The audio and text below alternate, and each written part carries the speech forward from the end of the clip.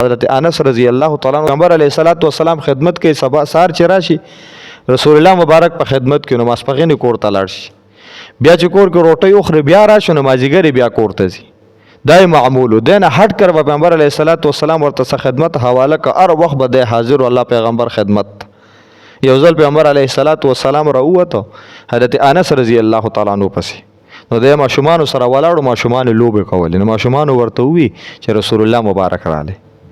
نو حضرت انس رضی الله تعالی عنہ چې وکتل نو رسول الله مبارک را ورسید پیغمبر علیه الصلاۃ والسلام د لاسه اونیو الله پیغمبر ورته سو یا پیغمبر علیه الصلاۃ والسلام د اولګ رسول الله مبارک ال تناسو انتظار کو د دیوال وخت سوري تناسو حضرت انس رضی الله تعالی عنہ را رسول الله مبارک سره ملاقات کو خبره وشوله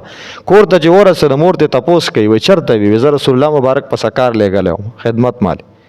مور ورته کېده شي د باندې کوي څه خدمت چې رسول الله مبارک لګلې وي ودا زما د رسول الله مبارک راز دی چاته ویل نشم مور ورته وی چې د رسول الله مبارک راز دی نو بچیا چاته ونه وي حضرت انس رضی الله تعالی عنہ په زرګو شاګردان دي د خپل شاګردانو ته وی کدا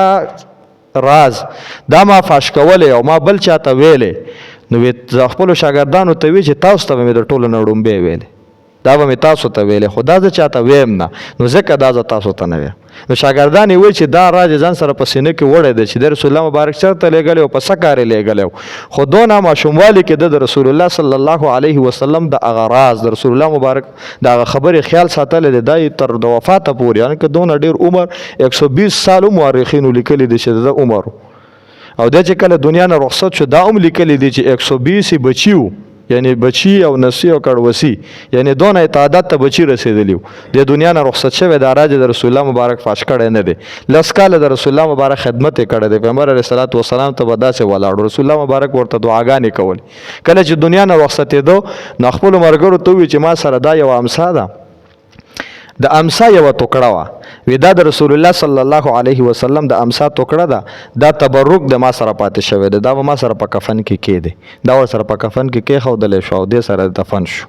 نو تا یو ولا کافی ده د امسا دا ټوکړه د رسول الله مبارک د بخشش د پاره او ور سره خدمات دی روایت دی